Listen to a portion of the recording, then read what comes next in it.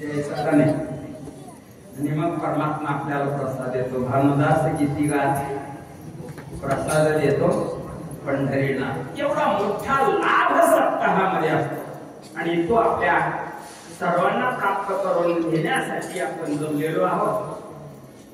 लाभ म्हणजे काय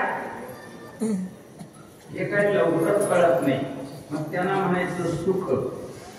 कशासाठी आले सगळे? काम नाही म्हणून, सुख हवं आहे म्हणून. प्रत्येक जीवाला थोडीशी प्रस्तावना मांडतो. अभंगाचा भाव सांगितला मी. प्रत्येकाची मुंगी पासून ईश्वरापर्यंत, ऐका, चैतन्य सोडलं तर ईश्वर सुद्धा याच्यात, माया बी याच्यात, अनेक असणारे दैवत याच्यामध्ये येत. प्रत्येकाला काय हवं आहे? सुख हवं. सगळ्यांनाच जे हवं असतं त्याला सामान्य म्हणतात किंवा त्याला शास्त्रामध्ये अन्वय म्हणतात. सर्वांनाच सुख हवं आहे त्याला अन्वय म्हणा, आणि सर्वांनाच दुःख नको आहे त्याला व्यतिरेक म्हणा. सुख आणि दुःख हे अन्वय व्यतिरेकाचं लक्षण आहे. तुम्ही म्हणाल ईश्वराला कसं काही सुख हवं आहे? तो तर सुखरूप आहे ना, पण तरी सुद्धा त्याला भक्तांचं काय वाटतं? भक्तांचं सुख वाटतं ना. वैष्णवा संगती सुख वाटतं, देवाला वाटतं, जीवाला वाटतं, किंवा भक्ताहून देवा आवडत ते काय? त्यालाही आवड आहे सुखाची, त्यालाही सुख आवडतं. इंद्रचंद्राधिक ब्रह्माधिक देव सगळे कशासाठी? याचना करता येतं. प्रत्येकाला सुख हवं आहे, पण नवानाचा पण मध्ये, पण सगळेजण सुखाचा पत्ता चुकलेले आहेत. जिथं सुख आहे तिथं आम्ही हुडकत नाही, जिथं सुख आहे तिथं आम्ही प्रयत्न करीत नाही, आणि जिथं सुख नाही तिथं मात्र फार फार कसोशीनं प्रयत्न झालेले. इतके कसोशीनं जागतिक लेवलवर, युद्ध पातळीवर. आता तर सूर्याकडे यान गेले म्हणतात. कशासाठी? सुखाच्या शोधात. सूर्याकडं, चंद्रावर झालं, मंगळावर झालं, सूर्याचा शोध लागावा, मग आम्हाला सुख मिळेल. सगळ्या जगाची काय आहे? जगाची समस्या आहे, पण सुख मिळेल का याचं चिंतन नाही असं आहे. कारण सुखाची व्याख्याही माहित नाही, सुखाचा पत्ताही माहित नाही, आणि तरीही आम्ही सुख शोधायला गेलो, आणि म्हणून त्याच्यात भ्रम झाला. अभ्यास त्याला म्हणतं शास्त्र, आणि अभ्यासामुळं आहे एका ठिकाणी आणि शोधतो एका ठिकाणी, त्याच्यामुळं मिळत नाही. आणि जे मिळालं त्याच्यात माणसं म्हणतात मिळालं बरं का, राम राम, कसं आहे बरं, सुखे. त्याला शपथ घालायची, देवा शपथ सांग बरं, बरं आहे का नाही हो, जगामध्ये असं कोणी सुखी नाही. का तर नाहीच ना. प्रत्येक जीव हा विषयामध्ये सुख मानू लागला, आणि विषयामध्ये सुख नसून विषयाचं दुःख असतं. मग दुःख कधी सुख द्यायला लागेल? वारकरी असलं तर द्यायला लागेल. क्षणभरी आम्ही सोशिले वाईट, सोशिले आवीत निज सुख. भजनाचं, एकादशीचं, उपवासाचं, वारीला चालत जाताना पाय दुखायला लागले, थोडं दुःख होईल आम्हाला, पण ते झाल्यानंतर त्या दुःखाच्या बदल्यात काय मिळत? अधिक असं भगवंताचं विशेष सानिध्य प्राप्त. पण इतरांना मात्र दुःखामधून सुख कधी उत्पन्न होत नाही, कारण जसं कारण असतं तसं कार्य असतं.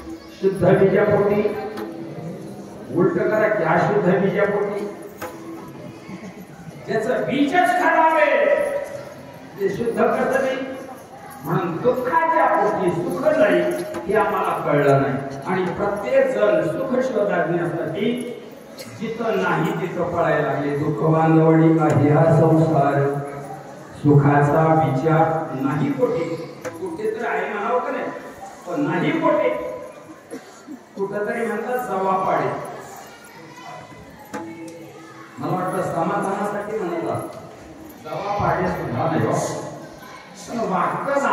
लोकांना सगळं संत वाङ्मय छोटं ठरवतील म्हणून जवापाडे म्हणतात.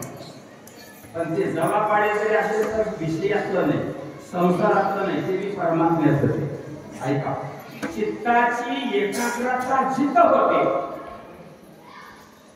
जिथं कुठं होते, जिथून आलं चित्त, जिथून आलं तिथं एकाग्र होतं, त्याला म्हणतात सुख. हे कुणाला पटलं? आणि जर विज्ञानवाल्याला शास्त्रज्ञाला सांगायला लागलं तर ते तुमची बुवागिरी काळ चुकायची तिकडे जाऊ द्या, इकडे येऊ नका. आमचे ज्ञानोबाया सांगतात किंबहुना सोय जीव आत्मयाची आहे ते थजे होय तीन तया नाव सुख.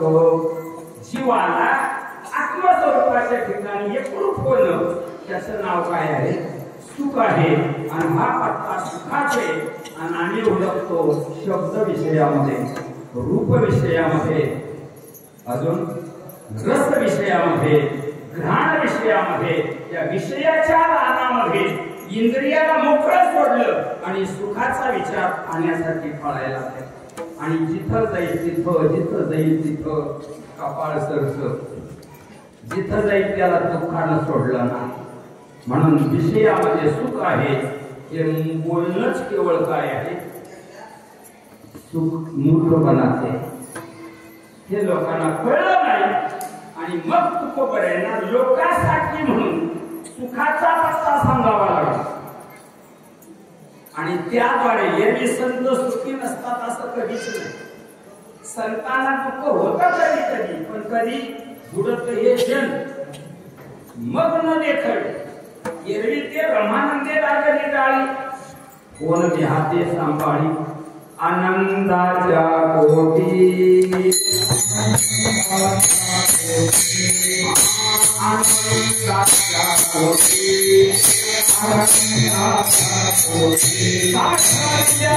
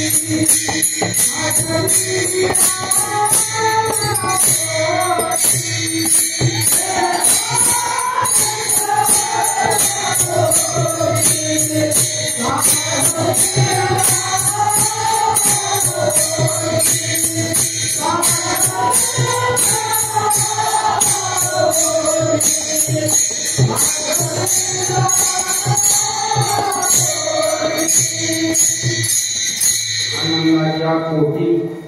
कोटी म्हणजे अनेक प्रकार. आनंदाचे अनेक प्रकार जर तुमच्या डोक्यात असतील तर ते सगळं आमच्या कोटी परमात्मा रूपानं साठवलेले. नखऱ्यांच्या भाषेमध्ये सांगायचं झालं तर नाव घ्यायची त्रैलोक्य आनंदाची आता चरणी जगन्नाथा. चित्त ठेले तुझे पायी सुख वशे तुझे पायी चरणी जगन्नाथा. चित्त ठेले कुठं सुख आहे? भगवंताच्या पायाजवळ. आता प्रश्न असा आहे, भगवंताच्या पायाजवळ 8-8 तासाची ड्युटी करायला बसले पंढरपुरामध्ये. अगोदर पडवे कंपनी होते, आता पुजारी पगारीवर ठेवले. जर देवाच्या पायाजवळ सुख असतं तर त्याला पगार द्यायची गरज असते का? त्याच्यामुळे आम्हाला वाटते की तरी सुख नाही. आता येस का नो अशी पंचायत पडेल तर निश्चित लक्षात ठेवा, मूर्ती असतात ते प्रतीक असतात. आणि प्रतीक आपल्याला कुठेतरी नतमस्तक होण्यासाठी, शरण जाण्यासाठी भगवंताचं ते मूर्त रूप आहे. मूर्त रूप तुम्हाला सुख देणार नाही. ते मूर्त रूप डोकं टेकवण्यासाठी, शरण जाण्यासाठी आणि त्याचं जे अधिष्ठान आहे त्याचं ज्ञान आम्हाला कळतं. आणि त्या ज्ञानाच्या नंतर सुखाची काय होते? प्राप्ती होते. तिथं पाय हा शब्द मूर्तीचा नाही घ्यायचा. सुख वशे तुझे पाय पाय हा शब्द मूर्तीचा नाही घ्यायचा. पाय हा शब्द स्वरूपवाचक आहे. या शास्त्रामध्ये चरणाला पायाला स्वरूपवाचक म्हणतात. देवाची दोन रूप आहेत. एक असतं ते तटस्थ रूप असतं आणि एक असतं ते स्वरूप लक्षणाचं रूप असतं. आणि त्या स्वरूप लक्षणामध्ये पाय या शब्दाचा अर्थ किंवा चरण या शब्दाचा अर्थ स्वरूप आहे. स्वरूप आणि देवाचं स्वरूप कसं आहे? व्यापक, निर्गुण, निराकार, नाही ज्या आकार, चेतन चराचर, हरीशी भजे. आता पाय म्हटल्यानंतर अवयवाकडं मूर्तीकडे जायचं नाही. वाचांश टाकायचं, लक्षांश शोधायचं. अशा लक्षांशाला तुकोबरे म्हणतात. तुझं जे स्वरूप आहे तिथं सुख आहे. सुखवशी मी अभंगात प्रवेश केलाय ध्रुवपदात. कोणाही या पाहिजे सुखवशी. वशी म्हणजे राहतं, वास्तव्य करतं. सुख कुठं राहतं, कुठं वास्तव्य करतं? भगवंताच्या पायाजवळ सुख उभा राहतं, वास्तव्य करतं. आणि पाय म्हणजे देवाचं स्वरूप. आता भगवंताचं स्वरूप कसं आहे? विडोपार कुमार